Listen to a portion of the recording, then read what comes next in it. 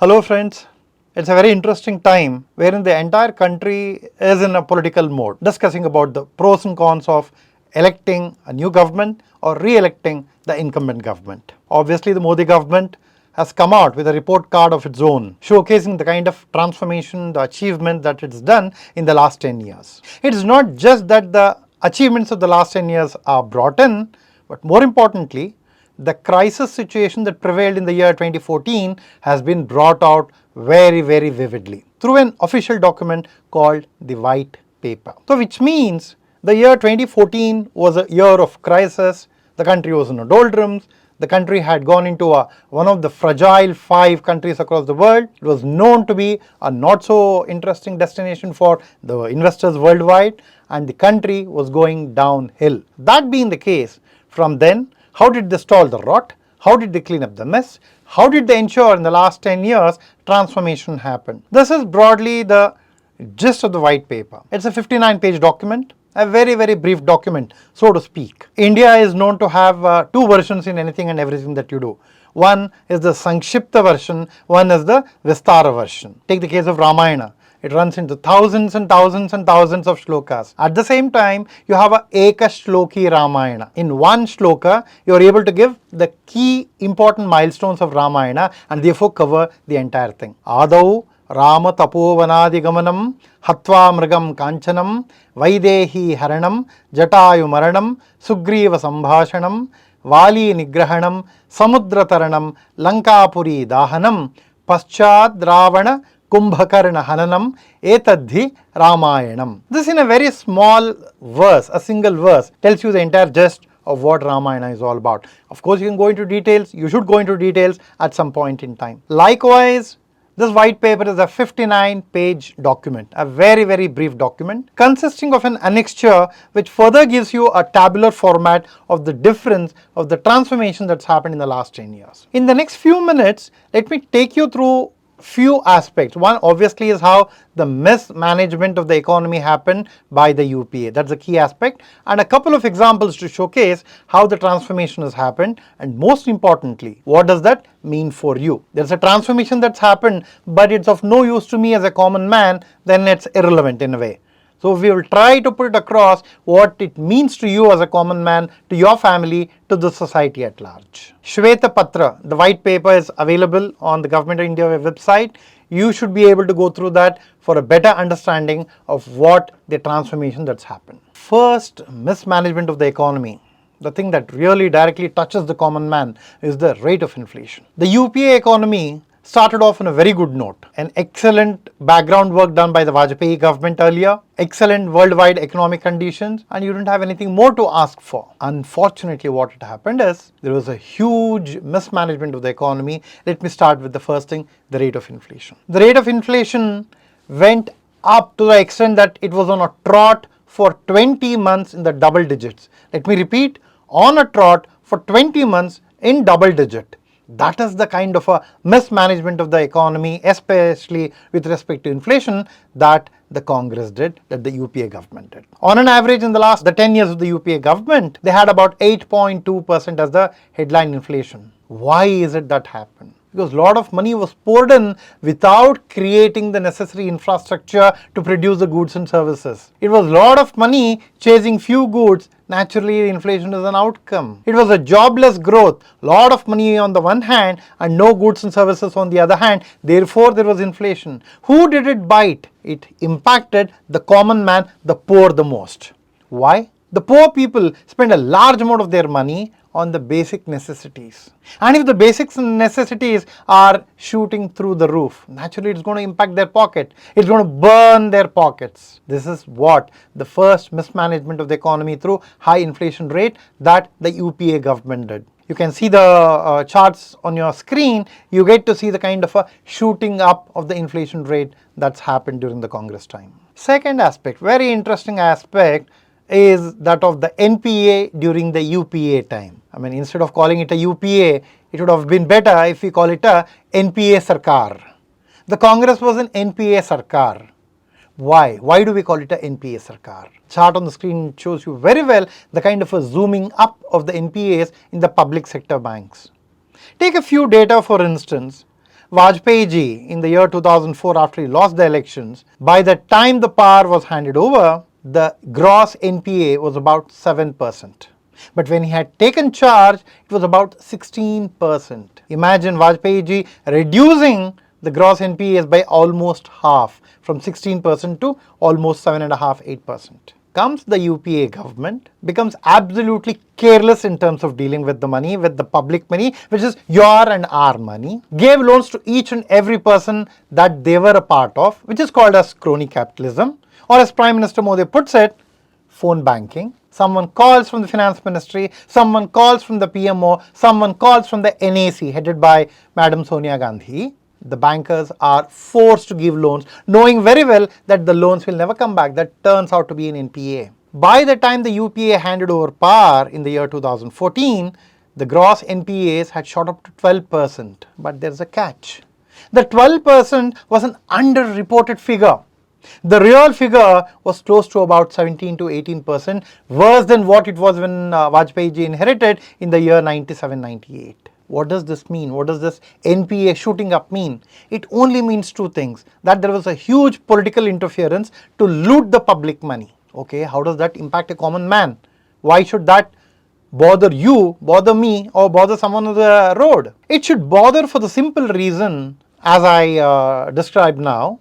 The bank, especially the public sector banks, are funded by the government of India, and the government of India in turn gets money from the taxpayers' money, people like you and I who make the taxes, who pay the taxes, and through that money it goes. So what happens? The banks have lent out, let's say they have lent out about a lakh crore of rupees, knowing very well that money will never come back. Now that 1 lakh crore money is not there, but the depositors has kept the money needs to be returned to them. The banks don't have the money, they look up to the government of India for recapitalization. The banks look up to the government of India, and the government of India had to shell out money. But where does the government get the money from? From the taxpayers' money. Which means to say, the taxpayers' money through the government of India, through the banks, is reaching the pockets of those crooks, of those luteras. Which means to say, indirectly, our hard-earned money, which we are happily giving it to the government as a tax so that the overall society benefits, was going into the pockets of those crony capitalists. That was the big pain, mismanagement of the economy brought in by the UPA government, or should I say, the NPA government. Okay, the NPA government had about 17-18%, including the underreported ones, once everything was brought out into the open. And this was said by no person less than Raghuram Rajan, who said that between the year 2006 and 2008, massive amount of loans that originated the big ticket NPAs later on. So what did the Modi government do in the last 10 years? While it was a mismanagement by the UPA government in terms of controlling NPAs, the Modi government ensured that as we speak today, the NPAs, the gross NPAs, are just about 2.3%. You heard it right, 2.3%. From a high of about 17 to 18% to less than 2.3% is a massive achievement. It only means one thing, that the government is professionally running the banking sector, mandating the banks to ensure that the money is gotten back whosoever it could be. No more phone bankings. So the money recovery happened. Over 10 lakh crore rupees have been recovered by the banks in terms of the NPAs, which were earlier NPAs, now recovered by the banks. The net NPA is less than 1%. This makes the banking sector strong. This makes the banking sector much more stable for two reasons. Why? Number one, now your hard-earned money is going to those luteras through the NPA mode. Point number one. Point number two, if the money was already stuck with the defaulters, the bank would have lesser amount of money to give it to genuine borrowers. It could be an individual borrower, it could be a small time SME, it can be a startup, it can be an industry. Now that money is released for genuine borrowers, genuine users. So on the one hand, you are saving money for the country, you are making sure that the money is taken back from the defaulters, and third, most importantly, you, the genuine borrower, gets to borrow money from the bank. So this is how, the second example of how economy was mismanaged by the NPA government while it was set right by the Modi government. An interesting aspect that we should definitely look at is the fiscal deficit. Fiscal deficit broadly means the total amount of loans that the government has to do in order to take care of its day-to-day activities as well as the new investment activities. A revenue deficit means even to run your day-to-day activities you are borrowing. If it's a fiscal deficit, it's a combination of revenue deficit, or if there is no revenue deficit, then it's completely into your capex formation. While taking loan is very important so that you start building the infrastructure, you start investing in good future of the society, what's more important is the kind of an effect that it has on the economy. You need to budget it, you need to ensure that you are well within the limits of a sustainable debt. If you look at the chart in front of you, you will be shocked to see the kind of a shooting up of the fiscal deficit. At some point in time it reached close to up to 8%. There is a catch here. You might say in the year 2008 and 9 it is not 8%, it is 6.1%. Okay, there you have a point. 6.1% is one figure, 7.9 that is closer to 8 is the second number. Which number do we take? 6.1 is the fiscal deficit without including bonds. What the government did very smartly, you had a very smart finance minister, you had an economist running the government, they used all their intelligence in these kinds of smartness. A fiscal deficit is something that you openly tell the world that you have taken these many loans. But while issuing bonds and not showing it in your books, it meant to say there was a loan, but you are not showing it as a fiscal deficit. Which means to say the 6.1 as a figure is the underreported fiscal deficit figure, and the real figure is 7.9%. Imagine 7.9%. Just to contrast it, during the COVID times, which is a once in a century Mahamari, so to speak, the Indian government under Prime Minister Modi just about crossed 9% of fiscal deficit. The point I'm trying to make is an exceptional situation demanding an exceptional answer versus a day-to-day situation wherein you are frittering away all your hard-earned goodwill from the previous government and the society at large. This kind of a fiscal deficit, what does that entail? It means it's crowding out of the borrowers. Just to give an example in a layman's term, let's say 100 rupees is what the government intends to borrow. There are, let's say, about 500 rupees is the total amount available with the banking sector to lend. 500 minus 100 is about 400 that's available for the outside world. If the government, instead of borrowing 100, borrows, let's say, 200 rupees, which means to say the corporate world, the individuals, the households, their borrowing capacity or the availability reduces by 100 rupees, which means to say the government is crowding out. There's a technical term, it's called crowding out the other borrowers. Which means to say, because of the government's inefficiency, you had to pay a price. We had to pay a price. The common man had to pay a price. It is not just about the fiscal deficit. Remember, I spoke also of the revenue deficit. If you take revenue deficit as a percentage of GDP, it shot up through the roof during the same 2008-2009 as an example. 4.6 revenue deficit without oil bonds, 6.3 with including the oil bonds. Revenue deficit is a smaller subset of the fiscal deficit, and you see for a day-to-day running you get to sort of take loans. It speaks of the mismanagement that you have done. Okay, at some point in time you might still give them a long rope and say, okay, the borrowing is done, an increased amount of borrowing, but what if they have put that in capital investment? What they have invested in good infrastructure, in which case it's going to do good to the society, right? Let's look at the figures once again. When Vajpayee ji handed over, once again I go back to the year 2004, the capital expenditure as a percentage of the total government expenditure was 31%. Meaning, if the government of India spent about 100 rupees, 31 rupees went into capital expenditure, like roads, the Golden Quadrilateral. That was a big visionary dream that connected the entire of the India's major metros. At the same time, the government of India under Vajpayee ji did not forget the village. Pradhan Mantri Gram Sadak Yojana, which connected each and every village to the nearest town, to the nearest highway. So this ensured that about 31% of the government's expenditure was in capex. Now you come to the UPA government, the NPA Sarkar that mismanaged the economy. Not only did they mismanage the banking sector, not only did they borrow more, they did not also invest in what was required in infrastructure. You'll be shocked to hear from a high of 31%, it fell down to about 16%. 31 to 16 is almost 50% drop. And no wonder you're not able to build roads, you're not able to build airports, ports, waterways, ports. warehouses, which means to say these are the things that actually generate more income. There is a technical term in economics that's called as capex multiplier, capital expenditure multiplier, which means if you put 100 rupees for a capital expenditure like a road, for an airport, for a warehouse, for a big educational institution, for a medical college, in a period of 5 years, that becomes about 700 rupees. That's the kind of an income generation that it does. But if you were to invest 100 rupees in a revenue expenditure, saying that I'll waive off a particular loan, therefore take rupees 100, that 100 end of 5 years will still remain to be 100, or actually speaking it's about 98 rupees. What did Vajpayee government do? 31%. The UPA government brought it down to 16%, and now in the last 10 years, Prime Minister Modi ensured that we put focus back on the capital expenditure. It's now back to 28%. Notwithstanding the fact that we had 2 tough years of COVID, we should not forget that had that not been the case, probably would have been in the same range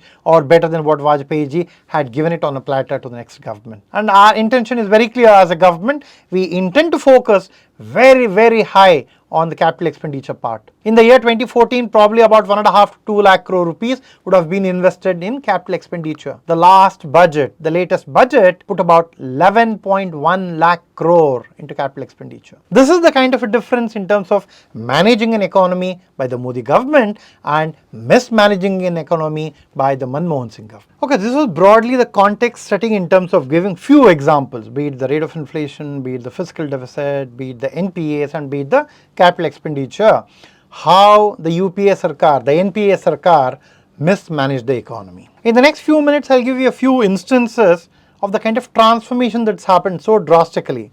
It's like then versus now, how bad it was then versus how transformed it has become today. It's fairly important because you and I have gone through that, we understand it. The first generation of voters today, the people who are about 18, 20 years old, who need to understand that this was the kind of a tough situation that our country was in just 10 years ago. I'll give you a few instances. The GDP per capita in terms of PPP was about $3,889. Today, as we're talking, it's crossed 6,000 US dollars per capita, which means that it's more than 1.5 times increase in terms of PPP mode for an Indian citizen. Take the case of government capital expenditure. We are speaking of the capital expenditure. What was it then versus what is it now? As a percent of the GDP, the capital expenditure has increased 2x, 2 times. It was about 1.7 during the UPA era, the last of UPA, and as on the last financial year, we are at 3.2%, almost double. Let's take the case of foreign direct investment, FDI. Why does the FDI matter to us? FDI matters for the simple reason that it's the outside world that strongly believes in your capability to have a India growth story, that the country is growing, that the country is becoming stronger, more prosperous, and capable of absorbing more and more capital to further grow, and that's in their interest to put money and get profits. The FDI cumulatively in the last 10 years of the 10 years of the UPA rule was about 305 billion US dollars. And in the 10 years of the Modi government, we had about close to 600 billion US dollars. Once again, almost 2 times more. The story of India growing under a stable leadership is gaining ground. People happy about it. People acknowledge it. People entertain that idea. The most important thing, one is the foreign direct investment, about what the world thinks of us, of our future, of the promise that we hold. On the other hand, what matters is, what is it that the common man on the road, the poorest of the poor man on the road faces, experiences. The philosophy of BJP, as you should be aware, is called Antyodaya. The poorest of the poor man, if he were to be pushed up, then the average automatically moves up. That's been the strategy of the Prime Minister, be it the poorest of the poor being focused or the aspirational districts, which means the most backward districts focused so that your average moves up and further you are able to generate better progress for the society as a whole. If you take the case of multi-dimensional poverty, the reduction is about 60%. 29.2% of the population at the last of UPA time was suffering from multidimensional poverty, while it is today just about 11.3%.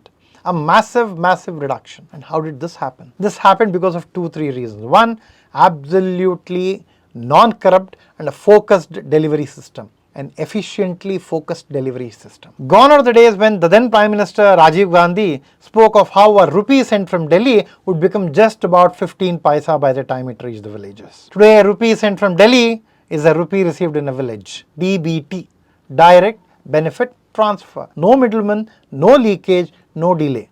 Directly a click of a button in Delhi, your mobile rings saying that you have received X amount of money as an SMS. That is the reason, apart from the fact that there is a very focused approach, the ease of living approach, as the Prime Minister calls it, building houses, Awas Yojana, making sure that there are toilets, making sure that there is water, making sure that there is electricity, making sure that there is access to good health care, you name it, the poorest of the poor are getting it. No wonder the multidimensional poverty has drastically decreased, and in absolute amount, 25 crore people have moved out of absolute poverty in the multidimensional manner in the last 10 years. Another interesting and a much required transformational reform that's happened is that on the indirect tax rates. Direct tax rates, you're aware broadly that earlier you would probably for about 1.5 to 2 lakh rupees, your tax liability would start, but today, as on today, even at 7.5 lakh rupee, you don't still have to pay a single rupee tax. That's on the one part on the direct tax. What's more important is the indirect taxes. Why? Because indirect taxes pinches the poor more than the rich. Therefore, your focus on ensuring that the indirect taxes are rationalized is very, very, very important. Pre-GST, that was the era when you had multiplicity of taxes, taxes on taxes. And that led, on an average of a basket of goods, about 15%, 15% as the average indirect tax. With the GST kicking in, merging a lot of indirect taxes, making sure that there is a rationalization, today the effective indirect tax rate via GST is just 12.2%, which means to say a household that would spend earlier 100 rupees would pay 15 rupees tax. Today they pay only 12 rupees, which is they're saving 3% outright. Not only are they saving on their direct taxes, they're also saving on the indirect tax. At the same time, imagine, look at the kind of a transformation that's happened because of the GST. The first year of the GST saw 0.9 lakh crore, that is about 90,000 crore rupees each on a monthly average collection of GST. As we are talking today, the last financial year speaks of a 1.7 lakh crore on an average, monthly average of GST collection. The best part is the rate has decreased, the base has increased, therefore the collection amount has increased. The states are better off, the center is better off, the poorest of the poor are getting their needy, the necessity and the much required support from the government due to this very reason. For those of you who believe that one international, an international index which is a standard one, having a lot of heft in it, like the Harvard Economic Complexity Index. It ranked India at about 52 in the year 2011, and in the year 2021, 10 years down the line, it is ranked as 42. The lesser the number, the better it is. So we have moved up 10 ranks, which means to say it speaks of the productive capability of a country to produce more and to export as well. The last segment, I'll quickly run through a couple of social welfare schemes, the kind of an impact. In the last few minutes, let me take you through the social welfare impact that the Modi government has been able to do. If you look at your screens, you get to see the kind of an impact.